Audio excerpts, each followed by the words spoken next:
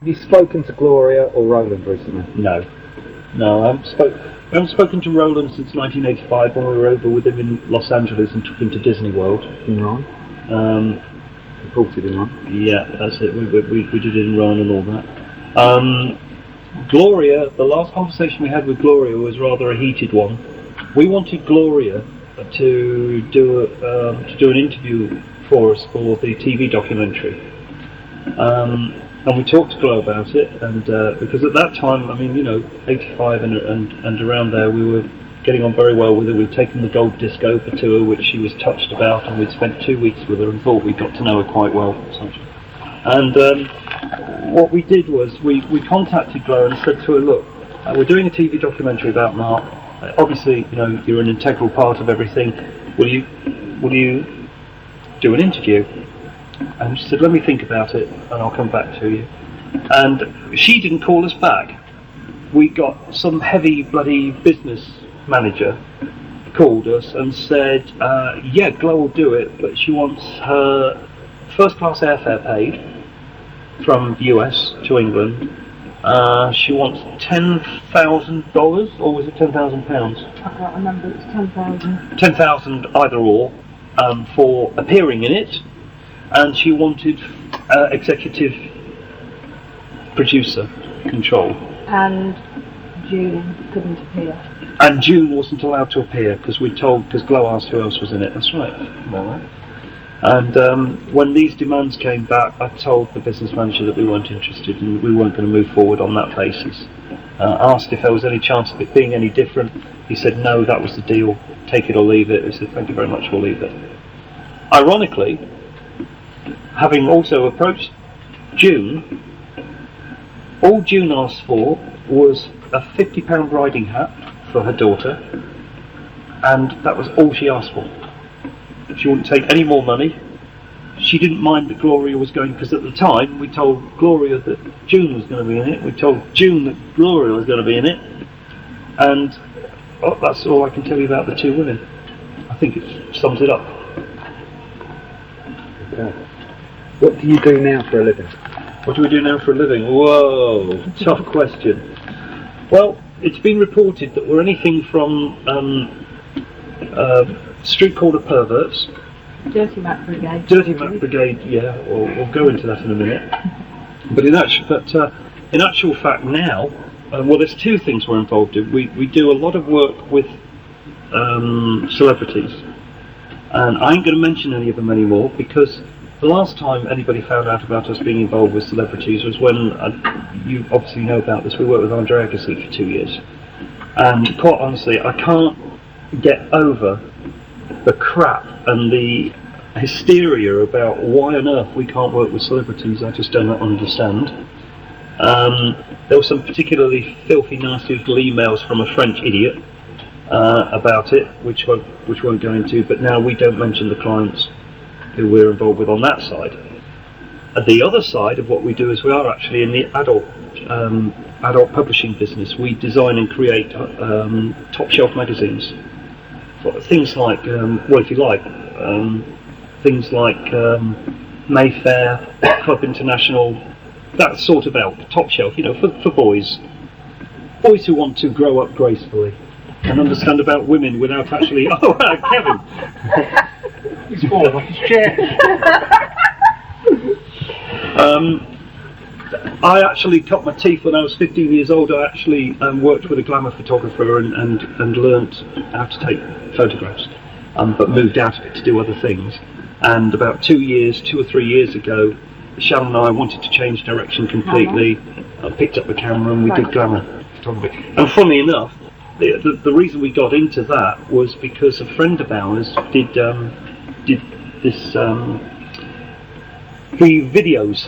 He does these smutty videos, photograph your girlfriend and all that sort of thing. And we got into it purely by accident because he had just moved to Yorkshire, didn't know how long he was going to stay in Yorkshire, and asked whether he could use our PO box. And he put an advert in Video World. And Video World, I've got to tell you, is well known for the fact that the first half of it is all about sci-fi, and then what you do is you buy it, and your wife thinks it's just a sci-fi magazine, but in the back, the last 20 pages are full of porn videotape adverts and, you know, telephone sex lines and everything. And that's where he placed the ad, and I can't remember the exact way. Can't remember the exact way he did the ad, but basically he was offering his services to couples, and in fact he got quite a few responses. In fact, he had more posts than we did. But the result was that a certain gentleman in Scotland phoned me up one day and said, "This is disgusting." He says, "You're using Mark's P.O. box to peddle porn." I said, "Well, in fact I'll tell you what, it was Alan Loughlin. Yeah? And I said, "Well, for a start off, Alan, it's not Mark's P.O. box. It's our P.O. box. And secondly, it's a favour we're doing for a friend, and quite honestly, it's none of your goddamn business." And I said, "And thirdly, could you please tell me how you knew about the advert? Because this advert was on the third but last page of a 20-page porn section. And to have found that advert, I'm sorry, but Alan or one of his little friends reading all the small print. must have been reading. Was it next to the gay section? I'm not quite sure. You may want to sanify that. The point is that the advert was buried in there, and for him to have found it, he had to be looking. And if he's looking, I think the only thing that upset him was he probably was going to go for the service, but discovered it was our P.O. box, which meant we would have known he'd asked for the service. Say no more. Was that the... but from that, this guy, we were talking to him one night, and one particular week he had over 150 letters. And we were just talking to him over dinner one night, and I was telling him about the fact I used to do glamour photography, and he said, "John," he said, "there is money to be made in this game. You can either treat it as a business, or you can treat it for going around shagging everybody." I said, "Well, we want to treat it as a business, because Shan and I are happily married." And we thought about it, we talked about it, and then we started getting popular. We started getting girls coming to us. You see, we were in a rock and roll environment, and a lot of the bands that we were involved with had girlfriends who were aspiring models. And because Shan and I were a husband and wife team, they felt they could trust us because they knew that they could get the pictures done and they weren't going to get jumped. You know, simple way of doing things. And we got successful. Then some magazines down in London liked the photographic work we were doing and asked us if we could do any more. And then we progressed from there on to designing and creating. So that's what we do now. And we're proud of it. It's bloody good. And quite honestly, if people don't like it, if anybody has a problem with sex, they don't really care. Yeah, I mean, you know, the only people buying it are the people that want it. If you don't buy it, you don't want it. So go away and leave everybody else alone. And free copies are available. by going to Fee's website. And asking me. Yes. And asking for Kevin. And asking for Kevin. Yes, asking for Kevin's section. Do you need any assistance? Yes, do you need any? I must say as well, it's a tape still running. Yes. Oh, I mean, no, keep it running, that's fine. I mean, I have been told reliably that somebody told somebody else that the person who, one particular person saw this advert and distributed photocopied of this ad was Martin Barton. Now that name keeps springing up rather too many times for my liking, and I believe it was it Karen Thomas or John Williams who mentioned it? It was Karen. Yeah. Karen Thomas said that Martin Barton had been distributing this as if this was something terribly bad that we were doing, and it was nothing to do with us, and it was none of his business. End of subject.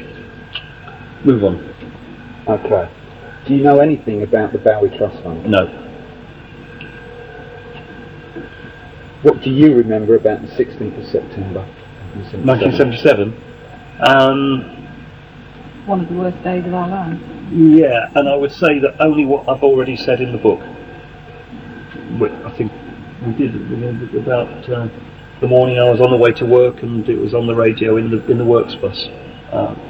That's all I can remember was the blur of it and being absolutely stunned. No more to say. Being in tears all day. Well, you were, I wasn't, I was. because I didn't do that sort of thing. I was a man. If you could go back and change anything released by yourselves, what would it be and why? I wouldn't change anything. Sorry, simple, straightforward answer. I think it's very dangerous. You can't go back. I think it's pointless looking back. You can only look forward. I don't see the point looking back. And obviously, we might have handled things a little differently, but we wouldn't have changed anything that we actually did. Slightly. What happened to Mark's leather top hat from Born to Boogie? As far as I know, Harry owns it. Was it made especially for Mark, and if so, whose idea was it? I haven't got a bloody clue. Who made it? Ditto. How much did it cost? Ditto. Thank you. Thank you. Actually, I do think it was made for Mark, because if you have a very clear photograph of it, it has got Alice in Wonderland scene on it. And where it was used, there was an Alice in Was in the Wonderland tea party. So Yeah. it probably was made for him. That's quite. Yeah, that's an astute point. That, but again, still hearsay. No, you can't prove it beyond I can't doubt. prove it, But I would say that That's logical. Yeah. that would be a logical at tie. And that so time Mark had all clothes made for him anyway. For most of them. most of them were in the King's Road shops. It's unusual. Yeah, I used to see them. I mean, there's a funny little story to that, and there's people will have to take as they see fit. But when I went to see Simi and Phyllis one day, whenever it got quite embarrassing going around to see them, because they would always give you something. And the first couple of times I went to see them, they gave me little things. One of the things I remember most, and we've still got it, is Mark used to like Johnny Walker's Red Label whiskey, and I was sat with them, and we were having a real good time, and there was a half-empty bottle. Oh God, George will kill me. Hold on a minute. You didn't drink it, did you? Yeah. Mark's mum and dad said, "Here, the last person to drink from this was Mark," and we drank it, and we finished the bottle, and I was pissed by the end of this. And they signed the bottle for me, and they also gave me a '78 Elvis Presley 78, which used to belong to Mark, and they signed that for me as well, which if you want to illustrate it in your book, you're more than welcome for the appropriate fee. But when I went back to see them again, I started feeling quite guilty, and Mark's mum actually, in one of those emotional type things, actually offered me the top hat, and I turned it down. And I said, "I can't possibly take this from you. This is something you should never ever part with." And from that day, I have rued the fact I didn't take it, but I really couldn't. To me, that was so personal that I just couldn't get my head around the idea of taking something like that. Little things I didn't mind, but so anyway, so I didn't take it. And as far as I know, Harry's got it. Most people don't know very much about June's death. What was the date of June's death and funeral? She died on the 1st of September. She died of a heart attack in Turkey. I do believe there's some crap on the net about other things that she died of, but it's not true. We were one of the first people to be told, within hours of her dying, by Graham, her partner, who phoned us on our mobile. We were on our way down from Newcastle, and he phoned us, very distraught, and he said, "June's dead." And I think we were the second or third people he phoned. And he asked us whether we would phone anybody that we felt should know before the news got out in the press or whatever. And the one shameful thing about June's death, and the one shameful person who I will never forgive, is Mickey Finn. Because, well, in fact, it's not Mickey. Joe. Mickey Finn, I don't know whether, did any of you go to the bop at our Christmas bop in '91? No, the big party. There was like 850. Right, okay. Everybody we could from T.Rex was there. We had David Lutton, Bill Legend, Mickey Finn. June was there, who freaked out at the attention she was getting, and Joe. Now Joe used to be in the Marmalade, the band, and Joe, for some reason, was Mickey's manager, but he didn't get him gigs. He got him painting jobs. Do you know what I mean? It was like, but whatever. That's Mickey's problem, not ours. But Joe was very nervous and very scared that he didn't want anybody taking a piece of Mickey. And when June died, I phoned Joe and said, "Joe, I have to talk to Mickey." And I was on the phone, and I was on the mobile, driving down from Newcastle, and Joe said, what do you want him for? What do you want him for? And I said, Joe, I need to speak to him myself. I can't, I've got to speak to him. Oh, I said, I can't. He said, I can't be doing that. He said, you might be trying to cut me out of a deal or something. So I said, okay, Joe. I said, you tell Mickey from me that June died today, and you can go screw yourself. I never want to talk to you again. And that was it. We disconnected the line, and that was it. And to this day, I've had nothing to do with him. So that's about it with Joe. But I can't remember the exact date of the funeral. I can't. It was about 2 weeks. It must have been very close to Mark's anniversary, because I seem to remember the weirdness of the fact that we'd been invited to the funeral, and it was so close to Mark's anniversary. But to be honest with you, I can't remember. I can't remember the date. We have the funeral service. Yeah, we should find it. At home. And I forgot we got that. Yeah, sorry. So I can't tell you the date she was buried, although we could probably find out for you. Was she in poor health? No. No. Tough old bird. Yeah, oops, she'd kill me. No, she didn't seem to be. She liked to drink. Then again, who doesn't? But no, I don't think she was. Sanitisation. Tough old bird. That's right. Headed. Yes, that's She old said, bird. "Oh, what are you on about?" She would have been slapping us now. Oh, was she still smoking? Yes. Very. Very much. Still Yes, Marlboro. darlings. How are you? Is it still Marlboro? I Can't remember. do you know, I don't know what she tried yours once or twice and spat them out. Menthol. Menthol, she did a lot. Oh yeah, she gave me some of her Marlboro. Yeah, she had a really sexy, gritty voice, June. Well, you on the documentary you heard it, but that was mainly through smoking. But yeah, I mean, perhaps a heart attack was brought on by smoking. I don't know. Is she buried in Turkey? Sorry, Where's she buried? She's buried here. she's buried here. We We think. think it's. I'm trying to remember the name of the village, but I'm sure it's where she went. Yeah, I think it was. Or the next village on. Yeah, Buried.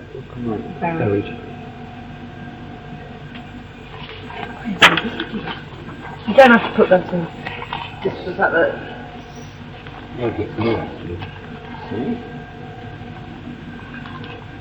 Did June only have a daughter who was around 16 when she died, or might she have had more than one As child? far as I know, she only had the one child, which was the loner.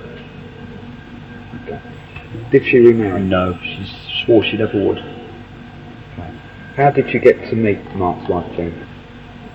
She got our telephone number from the Mark Feld estate because she wanted to talk to us.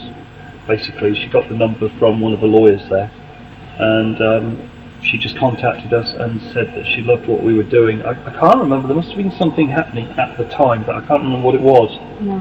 I honestly can't remember. We've known her for a lot of years, so. Or was it, I don't know. It might have been around. Oh, I'll tell you when. I'll tell you what it would have been. It would have been around the time of the KTEL album. Around age 85. 85. Yeah. We'd been around the KTEL. Yeah, but she phoned us and just thought it was great what we were doing, and from that day was a tower of strength. Really, she was probably our main inspiration from that day on. How involved was June with the Marc Bolan Fan Club? Nothing other than moral support, and when people were trying to drag us down and when the backbiting started with the MBLF and all that shit, she threatened us if we ever stopped. yeah, she threatened us if we ever stopped, she'd sort us out. But ironically, she also wrote a very long letter to the MBLF and Martin Barden and told him to stop prattling about. And Martin Barden never replied, she said. What is the Marc Bolan liberation? We're going to. We'll get on to that in a minute, I think. Yeah. What shall we answer? Her main thing was her moral support. And that was it.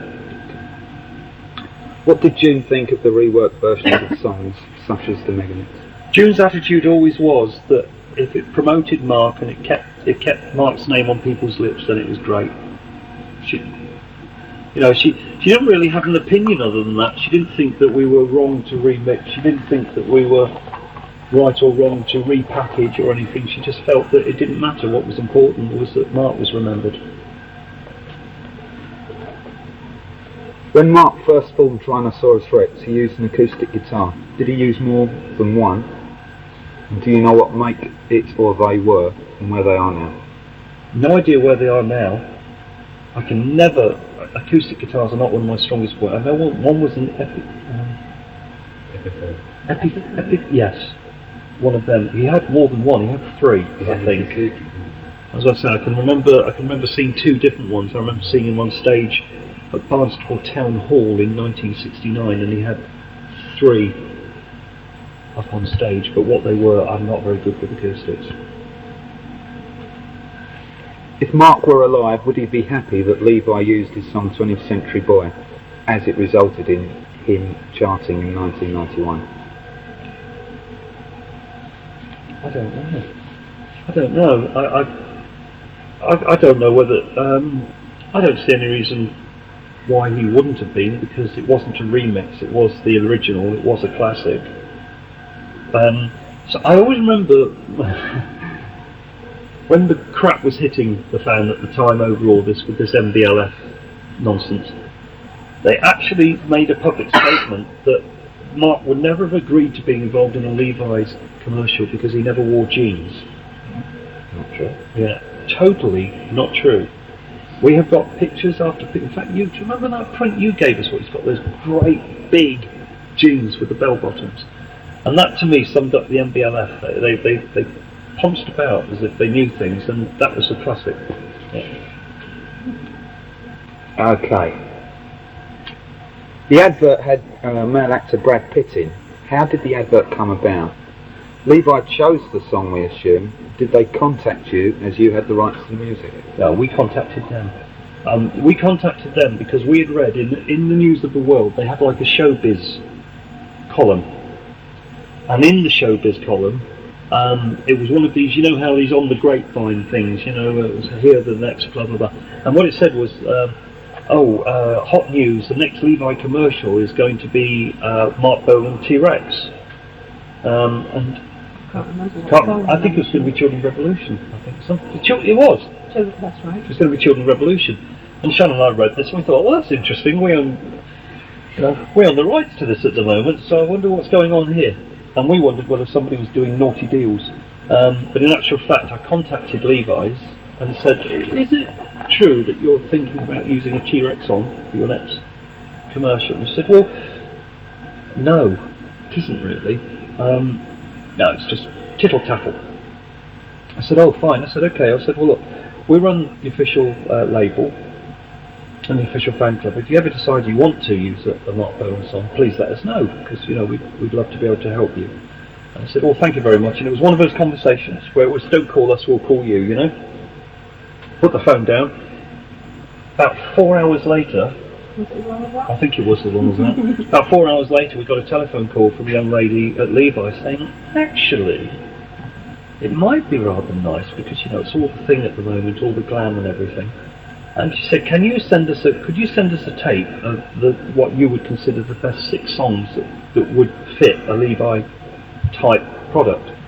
So we sent them a cassette, didn't we, of Jeepster, Get It On, Children's Revolution, A 20th Century Boy, Light of Love,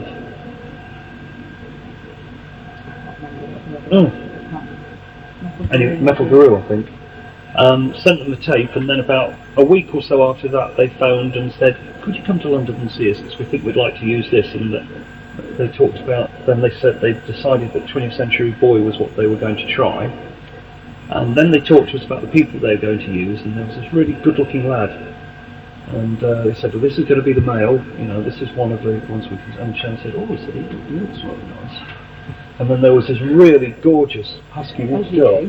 Yeah, and there was like this load of it, and then there was one of it, and I said, oh, she looks rather tasty, because, you know, once she started going on about this blonde bloke. And we then discovered later on that Shan was actually, in a very small, minute way, was responsible for Brad Pitt's career, weren't you, dear?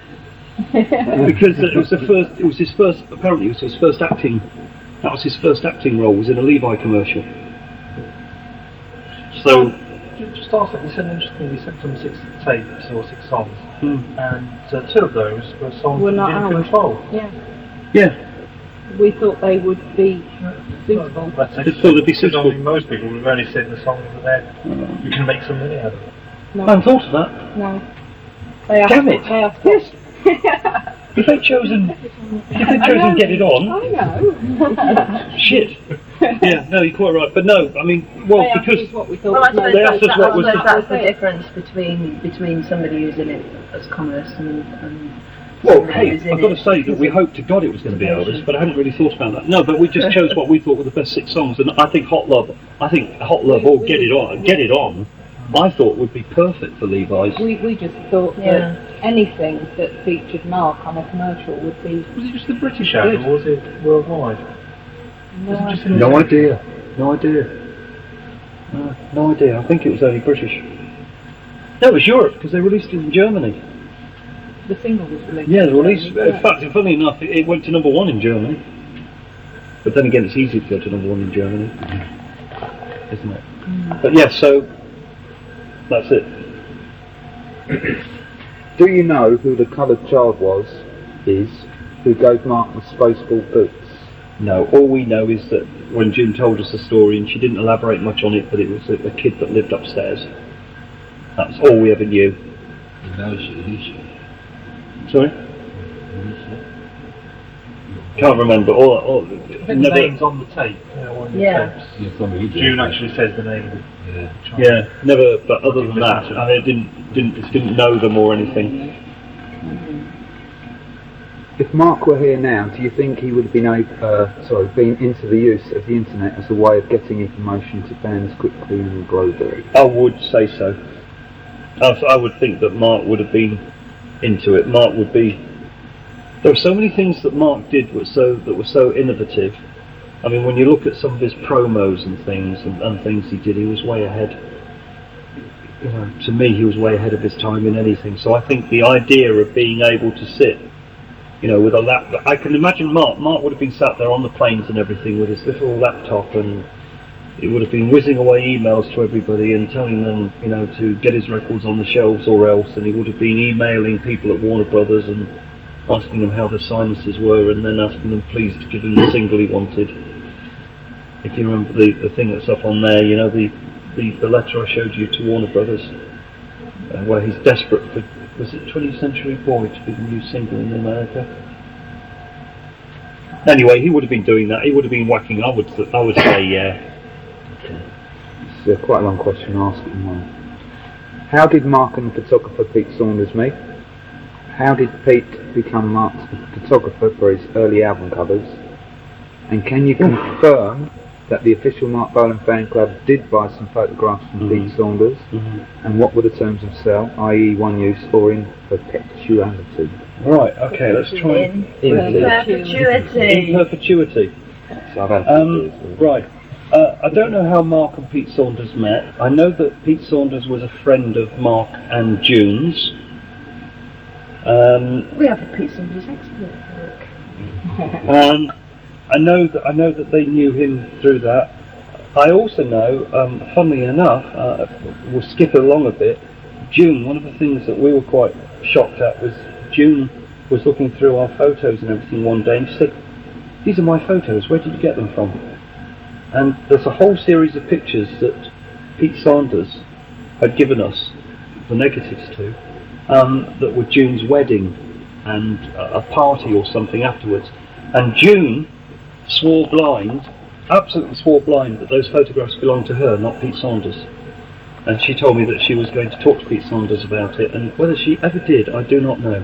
But she absolutely, 100%, Her camera and her her film. camera and her film, and they were her bloody pictures, is the way she put it. Nothing about all the other pictures. Regarding our agreement with him, I can't remember exactly what the deal was. All I know is we paid him quite a large advance, and what I can't remember, I don't think it was for a license. I don't know. I really don't know. And unfortunately, the contract is with all the other contracts and with the lawyers who are doing the case against Wizard at the moment. So I don't really know. I would imagine that it was in perpetuity, because in those days we didn't. Certainly wasn't one use. No. We didn't do anything 1 year. And the thing is that the advance we gave him, we never recouped. So, I don't know. It's about all I can tell you on that one. I mean, Pete Saunders, I'm sure, has a different story, but I think if he goes and looks at his contract... Yes, he does. Yeah, I'll bet he does. Because we live what? We live a few miles away. Oh, do you? A couple of miles away from him. I lost touch with Pete Saunders when he became a Muslim. Yeah, he's heavily into that thing. Same sort of thing as Cat Stevens. Yeah, he's a board. He wants an exhibition of the photographs. It's in London or something. He wants to have them back or something. Well, he should contact us and if he contacts us and treats us respectfully and stops all this shit about you know, the contract doesn't work anymore and I want to do this and I want to do that, contacts us, we'll sort out what we can. The thing is, clearly he received a large amount of money from us to use them, and we never recovered. The advance we paid him, we never recouped in the amount of pictures that we took. And the thing is, we weren't underhand about it, because whenever we used Pete Saunders' pictures, we credited him. You don't credit somebody for pictures if you don't intend, you know, doing the right thing by them, do you? I mean, you know, in the poetry book, he's credited. But yeah, I mean, if Pete contacts us, well, I always sort of took a wide berth when he talked about it because I didn't know what your side of the story was. yeah, well, our side is we've got a contract with Peter and we expect him to honour it. But you know, if he wants to be sensible and come up with something whereby, you know, I mean, we haven't used any pictures of his for some time, in fairness. So if we're not going to use them for some time for the future, I can't see any problem in letting him have access to the pictures. Spoke to his wife a couple of weeks ago, and she said the deal was he had any negatives, to make a copy of the negatives and send them back the original negatives. No, you can't make you. Well, I'll tell you why that is. I don't know. No. Well, let me tell you why that can't be. And Peter should know better than to tell you that. Is because they were negatives. You can't. It's copy negatives. And I don't even know how to make copy black and white negatives. I don't You know. can make copies of negatives, but it's the same thing as making a copy of a tape. There's a slight quality loss. Oh right. Well, there you go. Well, in which case, fine. But you know. And also, if you have an exclusive contract, he can't use them at the same time as we can. Somebody has to hold the originals to. I mean, he actually signed. I mean, I do know the contract. I'm pretty sure he got a large. He got a fairly large amount of money for the rights, and there was, as far as I can remember, there was no restriction on how and when we used them. But when he started getting silly, when he got a solicitor to write to it. See, all I can ever say to you is that when people get solicitors involved with anybody else, if solicitors don't succeed in getting what's required, then there's got to be something wrong with what's going on with the solicitor's argument. So the solicitor's argument with Peter was wrong because the solicitor knew about the contract. All he said was, if I remember correctly, when the solicitor got involved, the solicitor said, well, my client would like the pictures back. Well, it wasn't like any financial compensation for what we won't be able to use or anything. It was like, well, he'd like his pictures back now. But the contract was different. So that's all there is. But tell Pete that... Do you have a copy of the contract? Yes. We were not with us. I mean, not in our possession. Yeah, not in our possession. It's with the lawyers in London. He was actually going to come down here and talk to you, but his wife was very keen for him to come down here, but he was in Persia or the Middle East or somewhere. Oh, right. What was that today? Today, yeah, he nearly came. Well, sorry, we didn't inform you, but it was a no. No, that's okay. That's okay. It was a non-starter. It was a non-starter because he was. To be honest with you, he wouldn't have got any change because if he turned up on the door just like that unannounced, he would have been told to go away and see us another time. Did on the wedding? Was it his camera? June says it was her. June says it was her camera. Well, he says it's his camera. Yeah. There you go. Yeah. You see, again, what do you do? You know, it seems to be a mishmash of all the things. Again, one person says one thing, one person says another. All we know is what June said to us. And all I know is what Pete told me. Yeah, I know, and this is the nightmare scenario all the time. You know, I haven't really got a. If Peter wants to contact us and talk sensibly and and be sensible, then I'm quite happy to talk to them about it, because, to be honest with you, at the moment, they're no real use to us. All I would like to know is how much I'd like to check up on what advance we gave them and how much was recouped. And perhaps, if he gives us the money back that we gave him, then we'll give him his pictures back. Perhaps we can do something like that. I don't know. I mean, it needs for him to contact us, sensibly. It's sorting out, basically. Yeah, that's it. But I mean, that's it. It needs sorting out so that we can sort of like get rid of it Just and move on. Put it in a drawer and forget about it. I mean, the trouble is with me is I'm a Cancerian, and I retreat into my shell. And once people can hammer me and they can send as many salvos. The more salvos they send over, the deeper I dig myself in. And people have only got to be nice to me. But be nice, and I'll be nice back. Be horrible, and I'll just ignore you. Simple. So give him that message from me. Yeah, I mean, just give him the message. Tell him that to be pleasant, and I'll talk to him. Of course, I'll talk to him. But none of this. And then he feels bitter. Yeah, well, equally, we feel bitter. He should never. And when he went into this Muslim thing and all that, heavy. He didn't want to be known as Pete Saunders anymore. It was. Something or other. Yeah. Sorry, next. But yes, tell him to. Any views on the NBLF that you would like to share? In a very civilised manner. Sanitised version, please. Do you think what the liberation of do you think we ought to have in brackets?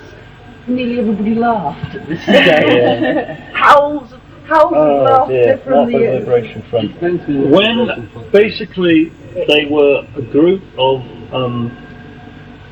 people, small group, who absolutely went ape when it was announced that Levi's were going to use Marc's music for a commercial. They were very anti-us, and they just decided basically to go around this, Marc Bolan liberate. We're going to liberate Marc from the clutches of the evil John and Shan Bramley empire. Okay, it backfired on them totally, because all that happened was, bearing in mind that this is the one chance. This was in '91 the one chance for Marc to be very high in the charts again. After all those years, there was no other way. With the best will in the world, there was no way we were going to release a classic and get into the top 20, because most people treated it, every time we released it, it was back catalogue. You know what I mean? It was like, do you remember Old Gold when they used to do the back-to-back hits? That's the way everybody looked at it. Levi, we were in the charts. Suddenly, wham, we were there. And it was like, it was there, and we were going strong, and Marc was there, he was riding up the charts. I mean, I remember it went straight in at 28, didn't it? Something like 28. And then the following week, it beat Bowie, I remember, the first week. We went in above Bowie, didn't it? Mm-hmm. And so we were going around doing all the promotion and getting loads of radio interviews and everything. And every time we went to the bloody radio stations, I'm going to kill her. When we went round to the radio stations, everybody was saying, well, John and Shan, it's great for Marc and everything, but you're pleased and all the rest of it. I said, yeah, and what was it about Marc you liked, blah, blah, blah. Well, what about this Marc Bolan liberation, ha, ha, ha. And we got sick to death of it, didn't we? Yeah. But luckily for us, everybody was laughing at them. Everybody was laughing at them. And it was so sad, because whilst everything else was positive and there were positive vibes about everything that was going on, the Marc Bolan liberation were going around destroying all the positive vibes. And what do I think of them? Not at the moment. So they're pure. Well, sorry? An example of the... Did you call them pure? No, I call them... Wankers. Yeah. Well, in 2 or 3 of the cases, that's about the only way. Not wanker, I mean misguided. But you see, the thing is that the MBLF people, they were made up of a nucleus of self-opinionated, clever dicks. They're all arty-farty university types who always think they're more clever than the rest of us. And it was that kind of syndrome. I mean, you know... And in fact, of course, I suppose it ought to go in the record somewhere that a member of the Marc Bolan Liberation Front was invited to this meeting today, which of course is Gavin. And of course, as you know from his reply, he declined because he didn't want to ask any questions and then he wouldn't be told any lies. Which was a great pity, because I thought that he really should have come, because he'd raised a lot of issues which it would have been nice if he'd have come and sort of spoken to John about. In 1991, Shan and I invited, through a third party, we invited Roz, Martin, Paul Johnson. Was Mark Harscott and Karen Hurst involved with them then? I think they were.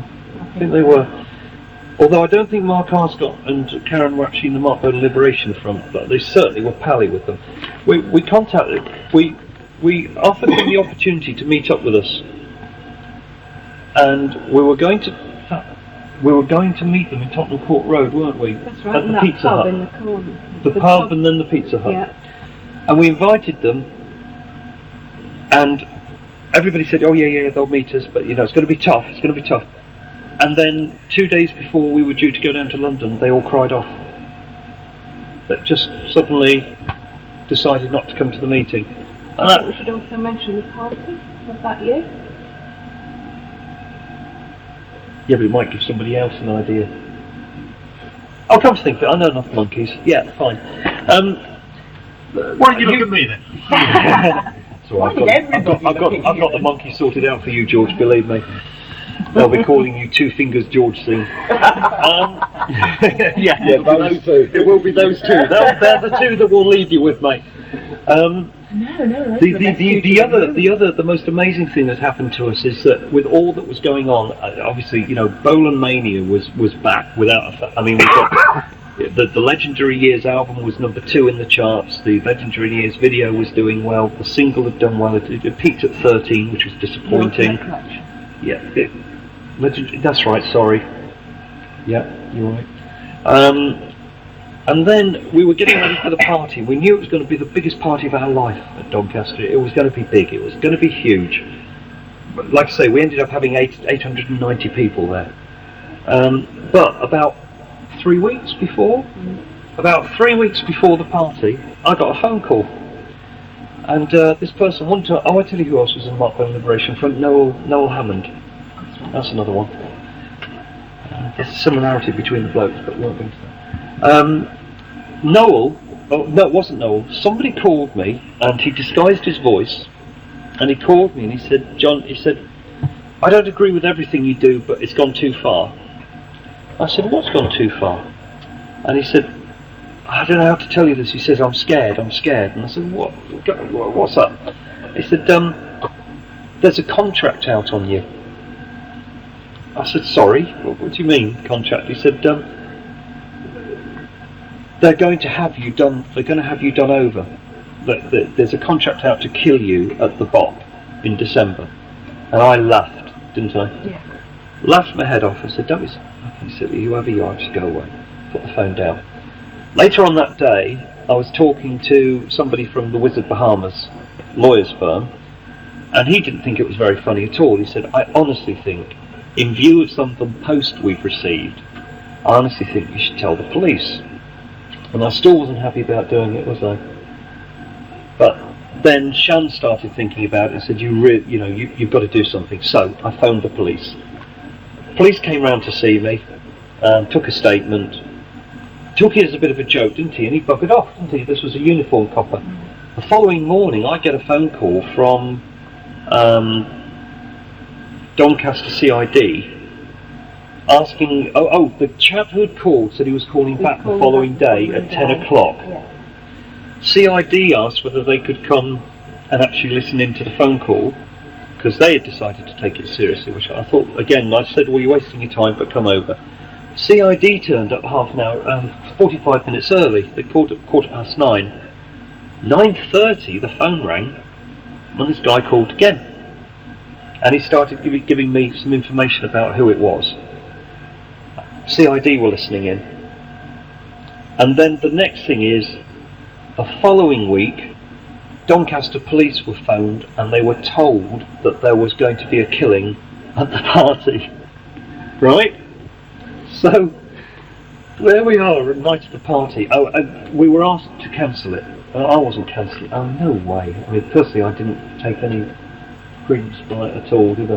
They said that if we didn't cancel it, we had to pay a security firm to come and... So, we had all these security heavies at the party guarding me, which was ridiculous.